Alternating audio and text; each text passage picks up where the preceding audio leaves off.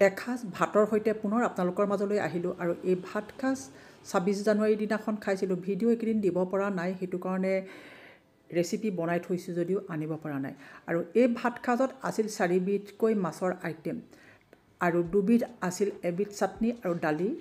আৰু এই থালিখনত আপোনালোকে দেখিছে যি 4বিধ মাছৰ ৰেচিপি, এবিধ হৈছে দৰিকণা মাছ পাতত দিয়া আৰু ঢোলৰ মাৰিৰ লগত বনোৱা পালেং শাকৰ বইল আৰু মেৰেলাই লগত ভজা, বৰালি মাছৰ ফিছা আৰু মূৰ, তাৰপিছত মাছ ফ্ৰাই, বৰালি মাছ এপিচ ফ্ৰাই। এতিয়া আহক আমি ইয়াত বেছি সময় নকৰোঁ, চিধা ভিডিঅ'টো মাজলৈ যাওঁ। ইয়াত আছে ঢোলৰ মাৰি খলিহনা আৰু পুঠি মাছ। এইখিনি ভালদৰে কাটি বাছি ধুই ল'ম আৰু লগতে লৈ আহিছিল এটা বৰালি মাছ, এনেদৰে কাটি আৰু সেইখিনিও ধুই ল'ম। তাৰপিছত দেখিছে কণাৰত অলপমান দৰিকণা মাছ আছে, বহুত দিনৰ মূৰত দৰিকণা মাছ অকণ পালোঁ আৰু এখেতে লৈ আহিলে। এইখিনি ঘৰুৱা পালেং, গোবৰৰ সাৰত কৰা। যোগেন মামা বুলি এজন আমাৰ মামাই দি গৈছিল মেৰেলাই অলপ, আৰু মেৰেলাইখিনি বহুত কোমল হৈ আছিল, সেইকাৰণে ভাবিলোঁ বৰালি মাছ আছে যেতিয়া মূৰৰ লগত কিবা এখন বনাব লাগিব। আৰু এনেদৰে ভালকৈ ধুই ল'লোঁ মেৰেলাইখিনি। আপোনালোকে মেৰেলাই বা লাই শাক এনেদৰে ভাঙি লয় নে কটাৰীয়ে কাটি লয়, এনেদৰে ভাঙি মোহাৰি ল'লে বেছি ভাল হয়। পাতবিলাক এই যে বহল বহল পাতখিনি এনেদৰে টুকুৰা টুকুৰ কৰি দিব লাগে, নহ'লে আপোনাৰ নিমখ বা হালধি ইয়াত সোমাই গ'লে দিগদাৰ হয়। সেইটো কাৰণে মই এনেকৈ কাটি লওঁ হাতেৰে, মোহাৰি লওঁ তাৰপিছত অকণমান সময়, আৰু বেছিকৈ নুমোহাৰোঁ কাৰণ এইখিনি বজাৰৰ পৰা কিনা নহয়, ইয়াত যিহেতু গোবৰৰ সাৰ দিয়া, খাবলৈ সুস্বাদু হয়, ৰস চেপি নলওঁ। এতিয়া সেইখিনি কৰি ল'লোঁ লাই শাকখিনি। তাৰপিছত এতিয়া দেখিছে মাছৰ যিটো বৰালি মাছ, তাৰ মূৰ আৰু ফিছা এনেদৰে নিমখ হালধি সানি ল'লোঁ। এখন কেৰাহী পাতিলোঁ আৰু সেই কেৰাহীখনত ফিছাখিনি ফ্ৰাই কৰি ল'ম। বৰালি মাছ বৰ ফুটে, সেইকাৰণে এখন ঢাকোন মাৰিহে মই ফ্ৰাই কৰি লওঁ। যদি মাছ ফ্ৰাই কৰিবলগীয়া হয় তেনেদৰে ফ্ৰাই কৰোঁ। আৰু গোটেইখিনি এনেদৰে ফিছা দুটা আৰু মাছৰ মূৰটো এনেদৰে কৰি ল'লোঁ। অকণ ভালদৰে ভাজি লৈছোঁ ৰঙচুৱাকৈ। তাৰপিছত দেখিছে পিঁয়াজ আৰু আদা অলপ দি লৈছোঁ, যিখিনি তেল দিছিলোঁ, আৰু তাত দিলোঁ হালধি আৰু এটা জলকীয়া। আপোনালোকে মাছ ফ্ৰাই বা চব্জি এখন বনাবলৈ হ'লে যিটো হিচাপত তেল ভাল হয় বুলি ভাবে সেইটো হিচাপত তেল দিব। আচলতে মই তেল দিয়া আৰু আপোনালোকে তেল দিয়াৰ মাজত পাৰ্থক্য থাকিব পাৰে। আৰু নিমখ দিলোঁ। তাৰপিছত লাইখিনি আপোনালোকে দেখিছে সেইখিনি জামুৰিবলৈ দিম, আৰু ঢাকি থৈ দিছিলোঁ, আৰু জামুৰি গ'ল মাছখিনি ওপৰত দি থৈছিলোঁ। আৰু এতিয়া যিখিনি ফিছা আৰু মূৰ সেইখিনি লাইখিনিয়ে ঢাকি থৈ দিম। আৰু এনেদৰে ঢাকি থৈ দিলে লাই পাতৰ মাজত মাছৰ যিটো ৰস সেইটো সোমাই যাব আৰু খাবলৈ তেতিয়া ভাল হয়। আৰু কোৱা হয়, আপোনালোকে জানে অসমীয়াত এষাৰ কথা আছে, মাছে গৰকা শাক খাবা, আৰু সঁচাকৈ হয়, মাছ টুকুৰাতকৈ ইয়াৰ শাকখিনিহে খাবলৈ বেছি ভাল লাগে।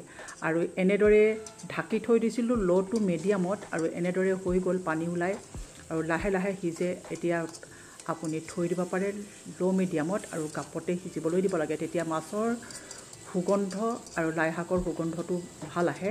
আৰু এইখিনি সময়তে মই দি দিলোঁ নহৰু 3 ফুটা এনেদৰে কাটি আৰু এটা বিলাহী, লগতে দি দিলোঁ ধনিয়া পাত অলপ। শেষতো ধনিয়া পাত দিব পাৰে, কিন্তু এইখিনি সময়ত ধনিয়া পাত দিলে অকণমান গোন্ধটো বেছি ভাল হয়। আৰু এনেদৰে ঢাকি থৈ দিছিলোঁ, আৰু ঢাকি থোৱাৰ পিছত আপোনালোকে দেখিছে বিলাহী একেবাৰে গলি যোৱা নিচিনাকৈ সিজিল, কিন্তু মই বেছিকৈ বিলাহীখিনি ভাঙি দিয়া নাই, মাছৰ মূৰ বা ফিছাও ভাঙি দিয়া নাই, আপোনালোকে দেখিছে। আৰু এনেধৰণৰ শুকান ভাজিকণ গৰম গৰম ধোৱাবলি থাকিলে ভাতকেইটাৰ লগত খাবলৈ সুস্বাদু হয়। আপোনালোকে এনেদৰে খাইছেনে? বনাই খাবচোন। এইখন লাই ভাজি বহুতেই ভাল লাগে মাছৰ ফিছা আৰু মূৰৰ লগত। এতিয়া হওক দ্বিতীয়বিধ ৰেচিপিৰ মাজলৈ। যিখিনি পালেং মই আপোনালোকক দেখুৱাইছিলোঁ, সেই পালেংখিনিৰে পাতখিনি বেলেগকৈ লৈছোঁ, আৰু ঠাৰি আৰু পাতৰ সৈতে অলপ এনেদৰে কাটি লৈছোঁ।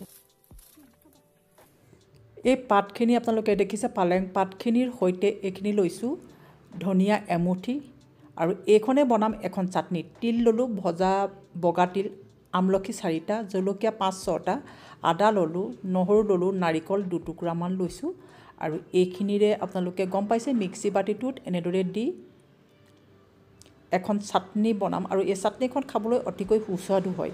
আৰু নিমখ জোখমতে দিলোঁ, পানী 1 টেবুল চামুচ জোখত পিহিব পৰাকৈ দিলোঁ আৰু এনে ধৰণৰ হয় তেতিয়া বেছি পনীয়া হ'লে বা বেছি ডাঠ হ'লেও চাটনিটো খাবলৈ ভাল নালাগে আপোনালোকে এই চাটনিবিধ বনাই খাবই এতিয়া আহক দ্বিতীয়বিধ ৰেচিপি মাজলৈ যিখিনি পালেং মই অলপ ডাঙৰকৈ কাটি লৈছিলোঁ সেইখিনি ইয়াত দি দিলোঁ কেৰাহীখনত কেৱল জামুৰিবৰ কাৰণে ঢাকি থৈ দিছোঁ আৰু দুটা বিলাহী কাটি লৈছোঁ ঢোলমাৰি কেইটামান আছিল সেইকেইটা আৰু পুঠি মাছ লৈ লৈছোঁ তাৰপিছত এতিয়া দেখিছে এইখিনি জামুৰি গ'ল ইয়াত দিলোঁ বিলাহী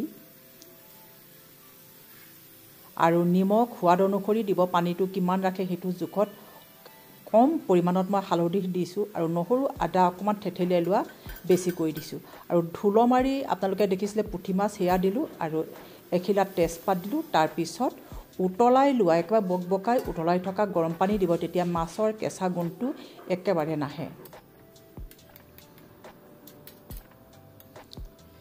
এতিয়া দি দিলোঁ এটা কাটি লোৱা জলকীয়া যদি মটৰ থাকে এইটো অপশ্যনেল হয় আপোনালোকে মটৰ থাকিলে দিব নাথাকিলে দৰকাৰ নাথাকে আৰু গোন্ধ আহিব বুলি ভাবিলে আপোনালোকে চাহ চামুচখনেৰে এচামুচ মিঠাতেল দি দিলে ৰঙো ধুনীয়া হয় আৰু গোন্ধ আৰু নাহে আৰু জুই আপোনালোকে দেখিছে একেবাৰে হাই ফ্লেমত মই ৰাখিছোঁ জুই হাই ফ্লেমত থ'লে কি হয় মাছখিনি খুব ধুনীয়াকৈ উতল আহে কিন্তু লাহেকৈ লৰাব ভাঙি পেলাব নালাগে আৰু এইখিনি বকবকাই মই উতলাই আছিলোঁ আৰু পানী কমি আহিলে বিলাহী একেবাৰে গলি গ'ল আৰু এইখিনি দেখিছে একেটা আমি এবাৰহে দাঙি চাব লাগে সেইখিনি তৰকাৰী আমাৰ তৈয়াৰ হৈ গ'ল মাছৰ তৰকাৰীখন যিখন বইল ৰান্ধিছিলোঁ আৰু শেষৰ সময়ত আপোনালোকে ধনিয়া পাত আৰু এক চামুচ মিঠাতেল দি দিব পাৰে দুবিধ মাছৰ আইটেম আৰু এবিধ চাটনি আমাৰ তিনিবিধ আইটেম ইতিমধ্যে হৈ গ'ল আহকচোন এতিয়া মাছ পাতত দিওঁ এইখিনি দৰিকণা মাছ আপোনালোকক দেখুৱাইছিলোঁ তাত নিমখ দিলোঁ দৰিকণা মাছখিনি ধুই বাছি লৈছিলোঁ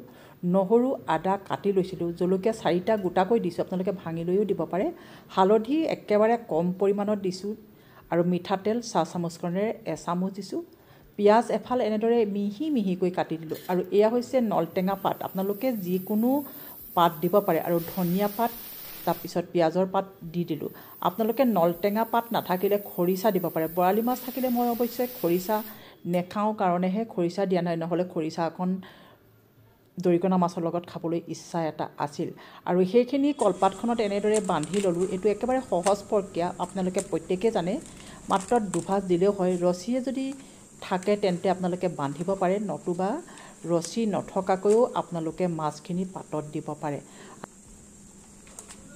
মই কেৱল মাত্ৰ এনেদৰে অকণ বান্ধি লৈছোঁ আৰু এতিয়া দেখিছে একেবাৰে সহজ প্ৰক্ৰিয়া এখন কেৰাহী যিকোনো কেৰাহী ল'ব টাৱাও ল'লেও ল'ব পাৰে আৰু এনেদৰে জুইৰ ওপৰত থৈ দিব আৰু দেখিছে এটা স্মকি যেতিয়া গোন্ধ আহিব আপোনালোকে তেতিয়াই জানিব যে ধুনীয়াকৈ পাতখন জ্বলিছে আৰু ইটো ছাইডত দি দিব আৰু এইখন চৌকাত মই লৈ লৈছোঁ 3 পিচ বৰালি মাছ আৰু বৰালি মাছ ফ্ৰাই কৰিলে সদায় ঢাকোন এখন দি ল'ব বৰালি মাছ আৰু মানুহৰ লগত সম্পৰ্কটো অকণ বেয়া নেকি নহ'লে যিটো ফুটে আপোনাৰ গালে মুখে পৰি বিপদ ঘটাব পাৰে আমাৰ সকলোখিনি আইটেম বনোৱা হৈ গ'ল আৰু এতিয়া ভাত বনোৱা পালা আৰু ভাত বনাবৰ কাৰণে লৈছোঁ মই 2 কাপ উহোৱা চাউল আৰু ভাত আৰু দালি এনেদৰে পাতি দিলোঁ তাৰপিছত প্ৰথমতে মই আপোনালোকক পৰিৱেশন কৰি দেখুৱাইছোঁ যিটো মেৰেলাই লগত মই বনাইছিলোঁ মাছৰ মূৰ আৰু ফিছা সেয়া আপোনালোকে নিশ্চয় ধৰিব পাৰিছে ইয়াৰ সোৱাদটো যেতিয়া ল'ব আপোনালোকে গম পাব আৰু মাছৰ বইল তৰকাৰীখন আপোনালোকে চাওক ইয়াত কোনো ৰং বা মছলা নিদিয়াকৈও বহুত ভাল হয় কেঁচা জলকীয়াই ইয়াৰ যিটো সুগন্ধ আনে পালেঙৰ পাতে সেইখিনি আৰু ক'বই নালাগে আৰু আপোনালোকে মাছ পাতত দিয়া ইয়াৰ অসমীয়া আৱেগৰ কথাটো জানেই ইয়াৰ যিটো পাত জ্বলি যায় স্মকি এটা গোন্ধ আহে আৰু ধোৱা বলি থকা অৱস্থাত আপোনালোকে গৰম গৰম যদি খাব তেতিয়া পাতত দিয়া মাছৰ সোৱাদটো বেলেগ ধৰণৰ হয় আৰু আপোনালোকক মই লগত খুলিয়েই দেখুৱাইছোঁ কিমান ধুনীয়াকৈ মাছখিনি সিজিল দেখিছে পাতত দিয়া মাছ সদায় এজনী এনেদৰে ভাগ হৈ থাকিব লাগে তেতিয়াহে মাছৰ সোৱাদটো বেছিকৈ পোৱা যায় জেপজেপীয়া হৈ থাকিলে সেই সোৱাদটো নাপায় আৰু আপুনি এইখিনি পিটিকি খাই যি কৰি খাই সেইটো নিজৰ ইচ্ছা আৰু 4 বিধকৈ মাছৰ আইটেম আপোনালোকক মই দেখুৱালোঁ এতিয়া আহক আমি ভাত খাজ পৰিৱেশন কৰোঁ আৰু দেখিছে উহোৱা চাউলৰ একেবাৰে জৰজৰীয়া ভাত লগত আছে পিঁয়াজ আৰু নেমু তাৰপিছত চাটনিবিধ মুঠতে সকলো আইটেম দিলোঁ আজি ভাত খাজ কেনে পালে আপোনালোকে মোক জনাবলৈ নাপাহৰিব ধন্যবাদ